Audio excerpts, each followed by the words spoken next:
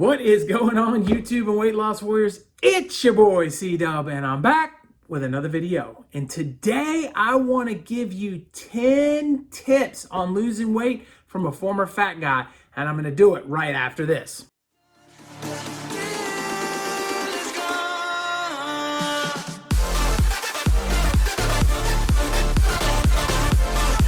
What is going on? If you're new to this channel, my name is C-Dub, and I lost 125 pounds eating just one meal a day. I'd like to welcome you, and I hope you become a subscriber. And to my subscribers, my weight loss warriors, the people that come in and day out and watch this channel and help me grow it, I appreciate each and every one of you, and I want to thank you for helping me reach new people, which in turn may help me save somebody's life, and I appreciate that so much. And to the people that watch my videos, I show up in your feed and you haven't hit that subscribe button, I'm not quite sure why you haven't hit it yet, because it really helps me out and it might help me reach somebody new. And I would appreciate it if you just took the time to click it. It doesn't really affect you in any way. I appreciate each one of you guys for joining me today. And I want to talk about this great topic of giving you some tips to weight loss. And the reason I threw the word great in there and made this a great topic is because I think it's so important to hear this from somebody that's been there and done that. The problem with YouTube and the problem with, going to your local fitness person or whatever the case is a lot of times these people have never done it. So we're taking advice from people and they want to tell us, well, hey, listen, it's real simple, calories in versus calories out, move more, eat less. They want to throw these cliches that they learned in some kind of health class somewhere along the way, but they've never lost weight. They've never done it. And a lot of them have hormones that are working perfect and really good genetics, and they don't have issues. So they're giving us advice and we're taking it and it just doesn't make a lot of sense. Where I think if you find people that have lost weight and you listen to what they say, your chances of succeeding are going to be much higher than going to some, guru somewhere that's never done it before.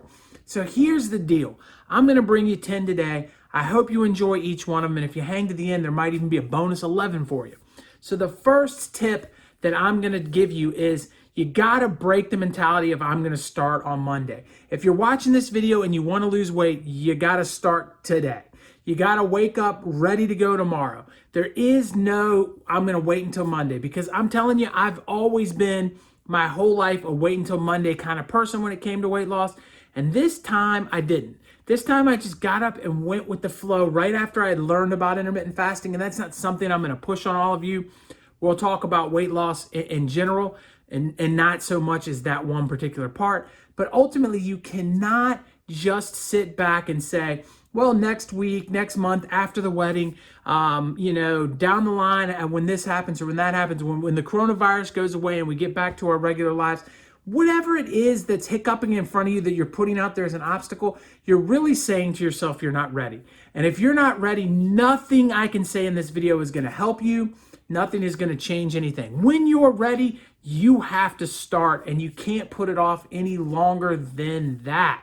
So the second tip I'm going to bring you today is eat less often. Now, I kind of mentioned it in the first one, and I said I'm not going to throw it on you.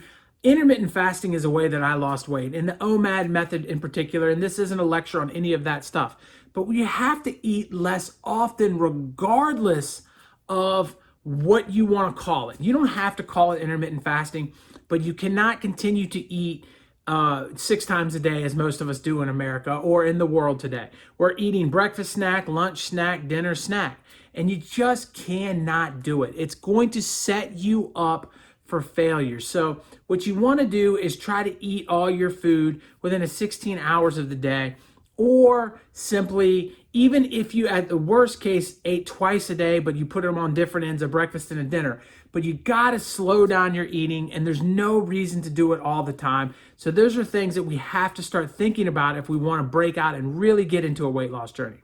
Number 3 tip is maybe the most important tip on the list, and it's start small.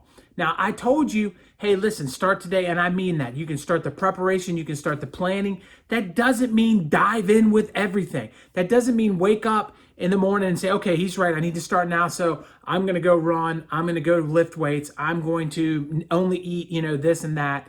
Don't go extreme, because extreme fails. Extreme is not long-term. Extreme does not set you up for success. And I've seen it not just, throughout people in my channel that have talked to me, but I've also seen it in other people's channels. And I've even seen people that started their own channel that obviously don't have channels anymore because they're like, oh, well, I'm only going to eat 800 calories a day, or I'm going to go running, starting next week, and I'm going to do 1,000 burpees, and I'm going to do, and they get so extreme into it. Or they remember when I was a kid, I played sports and we went through these hard practices, and this is the only way to lose weight, and all of that stuff. Yes, if you get up and you run 1,000,000 miles and you lift 1,000 trillion pounds of weight and you only eat 800 calories, you're going to lose weight, but it's not going to last long, and it's going to be painful, and it's going to suck, and you just don't want to do it. So make a small change. Once a week is what I suggest. So if you sit up and look at your calendar and say, I'm going to start today, and I'm going to do that by making it I'm only going to eat 2 meals instead of eating 3 meals a day. And you start there, right? And then you say that's what I'm going to do as of right now today. Monday, when I wake up a week from now, I'm going to add something else to it. And then you go 1 week at a time, or every other week, and you make a small change. It's going to impact you much greater. Remember, if we're walking in the same direction right here, and we just shift it 5 degrees over the course of time, we are going to be a greatly different person than if we stayed on the same path we were on. So make sure you're making small changes, not big ones. Number 4, we live in this internet world, and I'm not so sure I love it, and I'm not so sure, even though I'm on YouTube, and even though I do have my social medias, I just don't know that I've ever really loved like the Facebook, Instagram lifestyle that a lot of people do love today. But one thing that thing can do is it can help you have a support group outside of your main family. And I think that is so important in a weight loss journey. So no matter what diet you want to do, no matter what eating protocol, if you're going to do intermittent fasting you want to do, no matter what way you want to slice it, there's a group somewhere on social media that can help you. And each one of us has our own favorite platforms. Like mine is by far YouTube. I love YouTube. I think YouTube is fantastic. But your favorite platform may be Reddit, or it could be, Facebook or Instagram or Twitter or whatever it is. Wherever that group is, find a group of people that you can talk to about your weight loss journey, that you can ask questions, that have answers, that can help you out, and that people that have gone through the same things as you, that you really don't know but can support you. I think that is big in a weight loss journey. Number 5. Find some kind of exercise you enjoy. I don't know what it is, but it's something like only 2% of people that lose weight keep the weight off. And of that 2%, 90-something% of that group did some form of exercise. Exercise may not be important in the beginning, and I told you start slow, so you don't have to wake up day 1, but kind of plan it out along your journey. When you're going through 2 months of, hey, every Monday I'm going to change this one small thing, add exercise in there somewhere, but find one that you really like. Don't go do something that you hate. If you love the weight room, go to the weight room. If you love running, go running. But it doesn't have to be any of those things. It can be yoga classes. It can be Zumba classes. It can be whatever it is. Find a group of people. Brazilian Jiu-Jitsu is something that I recommend that I think is amazing. But whatever the case is that you find, I found walking. Walking has been great for me. It has been huge. But you find your little niche and do it. Because if you're burning 500 calories a day doing something you really enjoy, whether that be jiu-jitsu or a martial art or whatever it is, out of nowhere, you've now burnt an additional pound a week of energy, which is huge. And so you just need to move a little bit more because it will get your metabolism to increase a little bit. Number 6, don't forget the mental side. Guys, I can't tell you enough. We get in there and we start to go and we don't take time to think about how it is mentally for us, how hard of a journey this is going to be, and how many hiccups they're going to be. And the one thing you don't want in your life is to negative talk yourself. You don't want to get down on you. And we do it all the time. Oh my God, you ate, this, or oh my God, you're supposed to be doing this instead of that, or you didn't get out there and exercise because it was raining today. And you start to beat yourself up. And when you start to beat yourself up, the chances of you quitting just increase greatly. And that's something we don't want to have happen. So make sure you're taking care of your mental side and make sure you're getting the negative talk and self-doubt out of there. Number 7, a lot of you are going to want to diet. I don't necessarily recommend a particular diet. I don't think that you have to do that. But I am going to tell you that if you are going to diet, pick one that you can do forever. Don't pick a diet that just comes in, as, well, I can do this for the next 3 or 4 months and get the weight off, because you're going to gain the weight back. You're not going to feel good about it, and it's not going to work out. So make sure that if you are planning a diet, whether it just be something simple, a common sense diet, and say, I'm not going to drink anything with a calorie in it, the sodas, blah, blah, blah. I'm not going to have Doritos. If it's a common sense diet, can you live without Doritos the rest of your life? If you can, then go ahead and do the diet. If you want to be the keto person, or if you want to be the carnivore person or the vegan person, you got to ask yourself, can I do it from now till the end of time? Because once you hop off of that diet, you are going to have an increased gain in weight. And if you go back to the way you were doing before, you're doomed. So if you're going to make one for the long term. Number 8, don't share it with people that don't directly, matter or are going to hold you back. So that could be a lot of different people, and it's kind of 2 different categories there. So, your coworkers, does it matter their opinion of your weight loss journey or what's going on? Why share it with them in the beginning? Don't go into work and say, oh, it's Monday and I'm going to lose weight and I'm going to do all of these things, because then the second you mess up one of those small things, you start to feel like, oh my God, they're judging me, and you just want to get off the bandwagon and tell everybody, oh, well, it didn't work out. And then you have certain people that live with you, certain people that you love or may not live with you, but are direct family or around you often. And those people can judge you and do things that you don't want either. And whether or not they're supportive or they're kind of the judgmental type.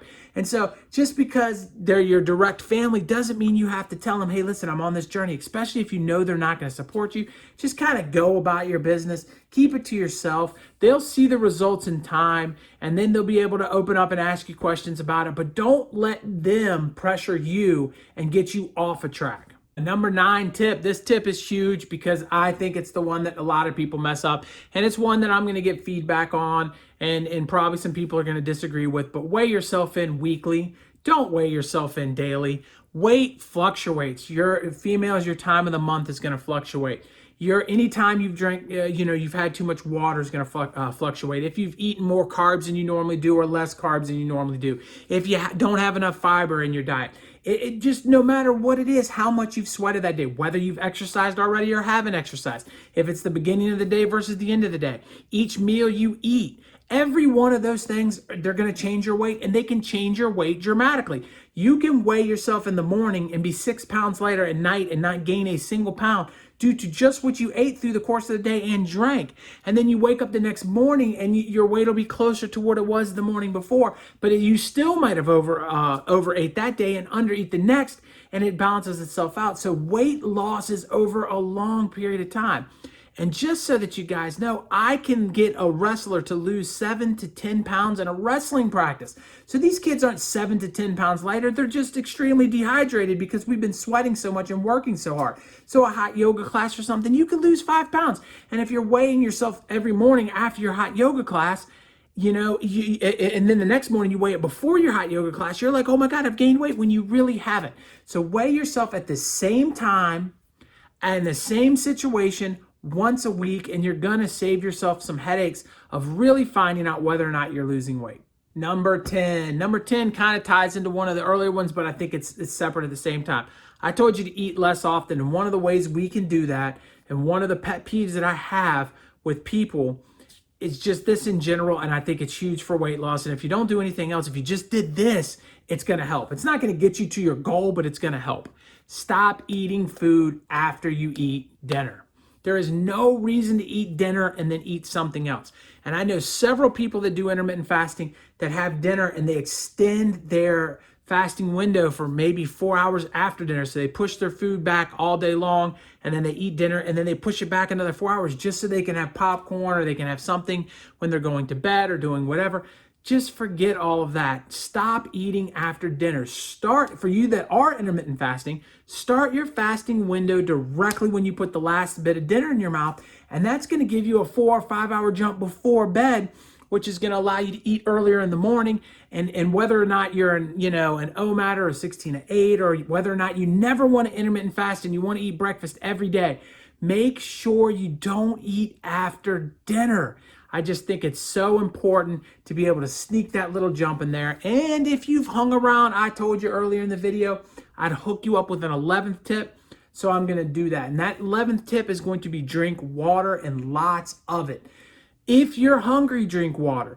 If you're anything, really just drink water. And there's so many reasons behind that. Number one is staying hydrated is super important and all that good stuff. But number two, it's going to help your metabolism. It's going to help your hunger. A lot of times we think we're hungry when we're thirsty. So the first instinct, if you're getting hungry, drink that glass of water. And if you can continuously drink water through your journey and stay away from things with calories and stay away from other stuff, you're going to be better off in your weight loss journey. You're going to feel better. And when you're feeling better, the weight's going to come off easier because you're essentially also going to be able to move more. So it all kind of works together. So I hope that at least one of these 10 tips are going to help you on your weight loss journey. If it did, leave me a comment down below. Let me know which tip you liked, maybe which tip you didn't. And you say, hey, listen, I'm never going to stop eating after dinner. And if that's you, let me know down below too. No problems here, no hate. Hit that like button if you didn't do it already, because I would appreciate it. And right here is going to be a video if you're thinking about intermittent fasting that's going to give you 50 benefits to eating one meal a day. And over here, my face, click on it and subscribe. It is free to do that, but the information that I give you in these videos, priceless. I'll talk to you guys on the next one. Peace.